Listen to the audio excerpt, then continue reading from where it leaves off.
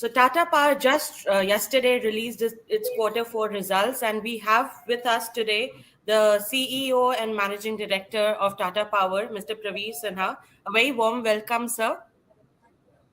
Thank you, Shweta. Such a pleasure to be on your show. So I'll straight away shoot off with the results. Congratulations for the good set of numbers. Could you just tell us which sector out of distribution, generation, transmission drew the maximum growth and why? Uh, Thank you. I think what you need to look at is that this is the 14th consecutive quarter in which we have shown growth in our PAT. And what is important is that each of our businesses have stabilized and are giving very consistent performance. So whether it is our existing generation, the coal, hydro, and the gas, or the transmission and distribution, and our renewable business, all of them have done very well to the plan. And consistency in performance and stabilization of performance is the hallmark of this result, as has been in the last many quarters. And going forward, you will continue to see the same type of performance.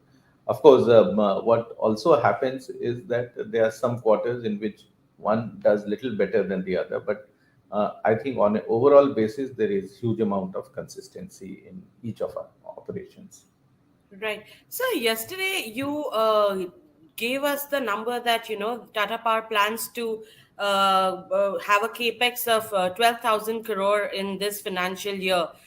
Yeah, last year in July when we had spoken, you had said projected the capex for FY23 at 14,000, but the actual capex was about 6,000 crore. Could you just explain the reasons behind this shortfall?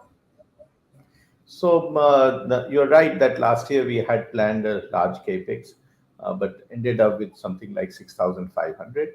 This is because a lot of our renewable projects, which we were planning to implement last year, got deferred to this year, and maybe some will get also deferred to the next year, that is FY25. This is because there was a lot of supply chain constraints from sourcing from other countries, as also the cost of the solar modules had gone up. And we thought that it would be better if we defer these rather than implement at very high cost. That has paid dividends in the sense that we see in last 6 months the cost of modules coming down, and we do expect that once we implement these projects in next 12 to 18 months, we'll get much higher returns than what we had planned. So that's the reason that the capex got deferred. And this year we are trying to make up for that by spending nearly 12,500 crores, which mostly will come from our internal accruals. Right, sir. But could you just tell which sector is it still going to be renewables where the maximum of the capex is going to go, or could you just explain which sector is it going to go for maximum? So in renewable, we have a new manufacturing facility that we are creating for cell and module that will take about 3,000 crores. And another 4,500 will go into our utility scale projects, as well as some of the group captive projects that we will set up. As regards our distribution is concerned, they will have about 3,000 to 3,500 crores of capex, which includes the transmission and distribution in Mumbai and also in Delhi, and also in Odisha, where we have running all the four distribution companies. So I think it's a very, very calibrated growth that we are doing. And the whole purpose is that whatever implementation, whatever capex we do starts yielding results to us, and we get much better margins going forward. So I would like to talk about debt. I mean, the debt is still relatively on the higher side. So, are you looking at refinancing, or what are the measures you're taking to lower your debt? So I think our debt is very low, considering we are an infrastructure company. We have been able to bring down last year from 39,000 to 35,000. And on a debt equity ratio, if you see, we are one, which is normally not seen by any infrastructure company. They typically are into 2:1 ratio. and we have been able to manage the debt very well. Also, going forward, we expect to continue to have a debt equity in the same similar range. So I think we are doing very good on debt considering the amount of capex that we incur every year for growth, and infrastructure projects require huge amount of capex. So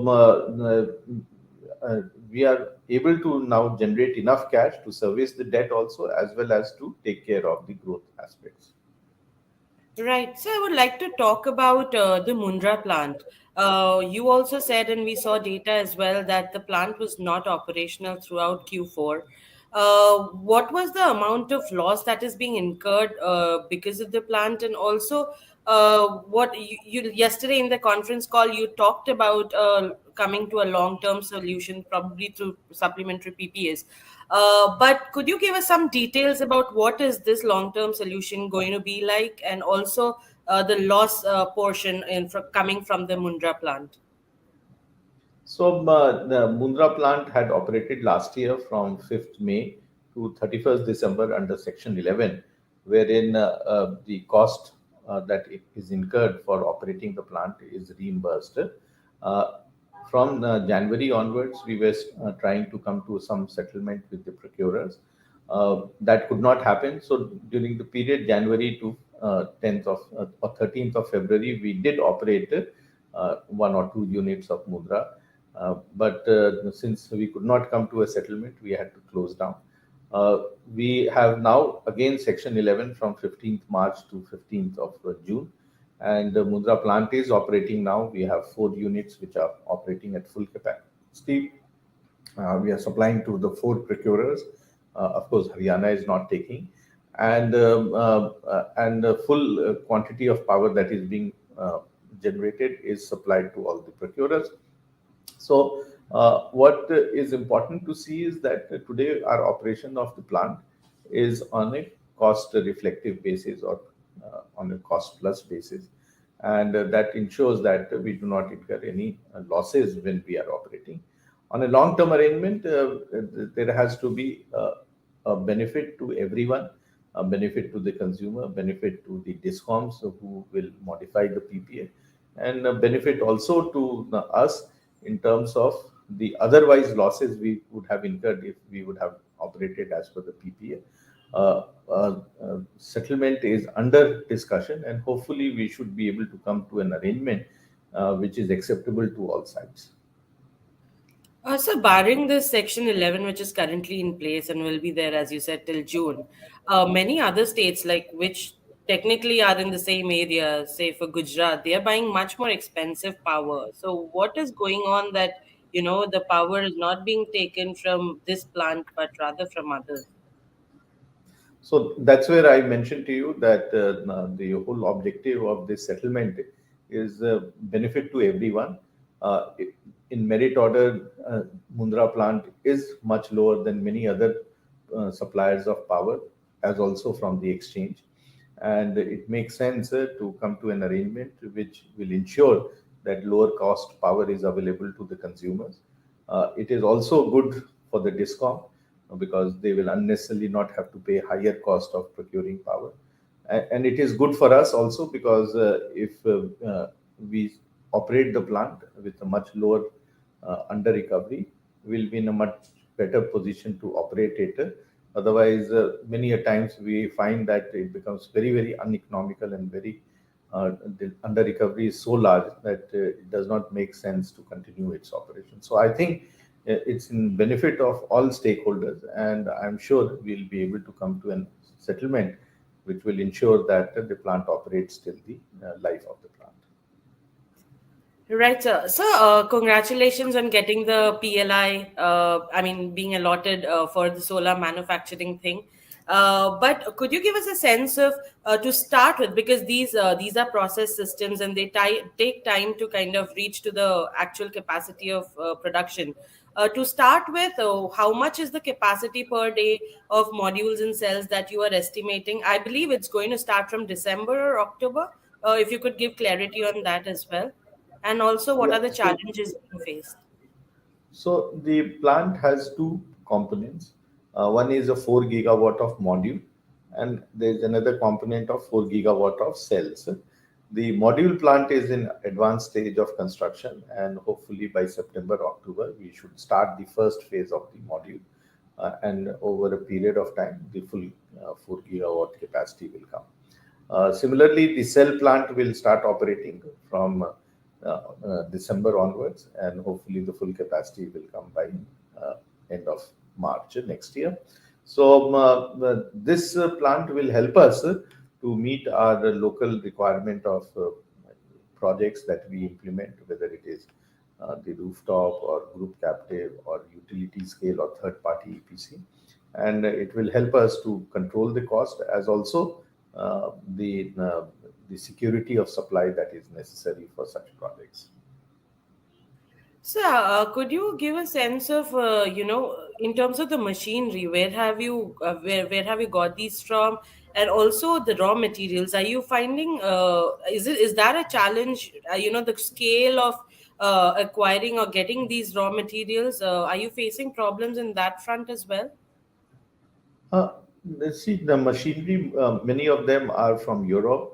Some are also Chinese machines, but these are very standard machines and are used globally in different countries.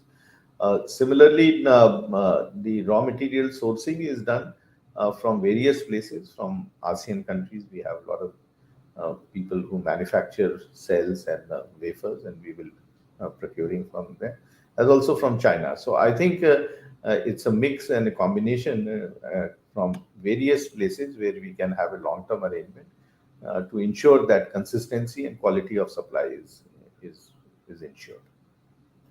Sir, overall in the solar manufacturing sector in India, with this PLI push, still, if we talk about polysilicon wafers, that's a different, fully integrated model.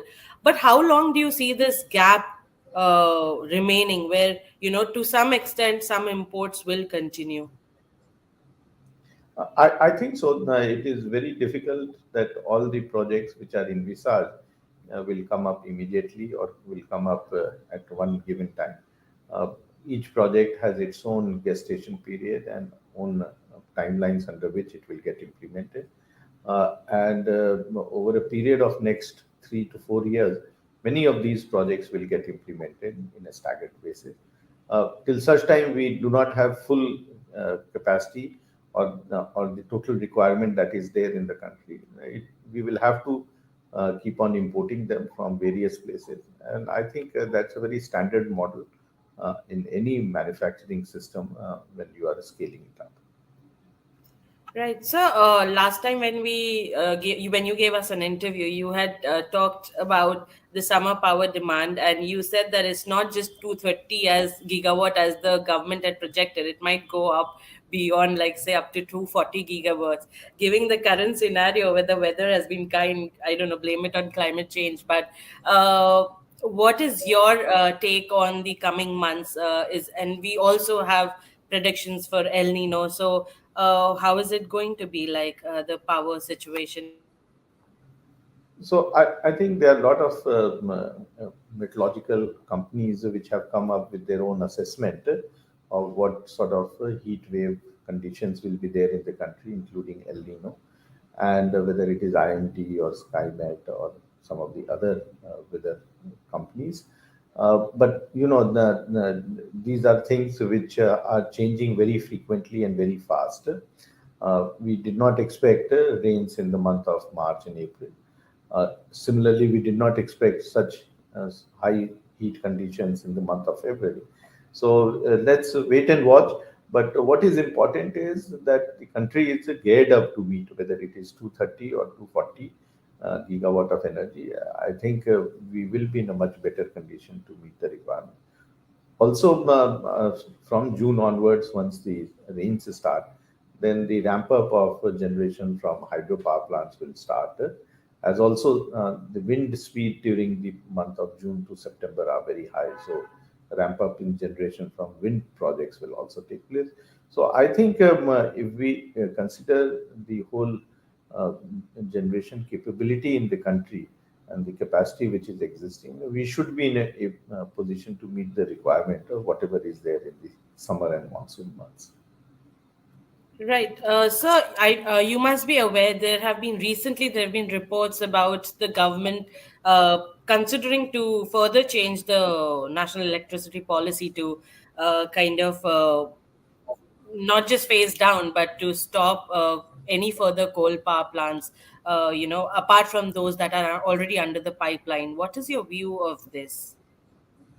So I think government is taking a very conscious decision that how the transition takes place. So because it is important that when we move towards renewable, the intermittent power has to be made from, and whether it is through pump storage, or it is through battery storage, or through hydrogen, till such time they become more cost effective and in a scaled up way, there is necessity to continue with some of the existing coal-based assets.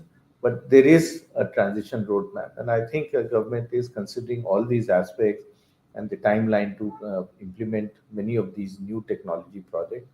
And they will take a very conscious decision so that the transition um, uh, is smooth and seamless, and we do not have any challenge in availability of power in future.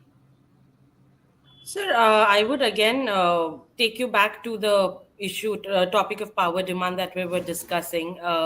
If you look at the latest data, say for March, April, even though the demand was not so high, still the contribution of renewable energy has been around just not much, around 11 to 10%. Are there concerns because many discoms are now looking for round the clock power? So, what is your view on this? And do we see it increasing this year and from this year onwards, or when do we see the share of renewable energy in our energy mix going further? So I think the government itself has taken a decision to extend many of these projects to be completed by 31st March 24 and 30th September 24, because they understand that the supply chain which got disrupted and the price increases, uh, it's important that they come down, and then only these projects gets implemented. So I think I can expect in next 12 to 24 months, you will see large number of projects coming up. Also, during that period, many of the manufacturing capacities will come up in the country. So what you would see is that the capacity additions, especially in renewable, to a large extent, will get added in next 12 to 24 months. And whatever is the future growth or future new requirement of power can to a large extent be met from the renewable sources. Sir, I would just come to our last question. I won't take much of your time here. In your con call, also, you specifically talked about, EV charging points and stations and how Tata Power is going big on this. You said 25,000 more are in the pipeline, if I'm not wrong.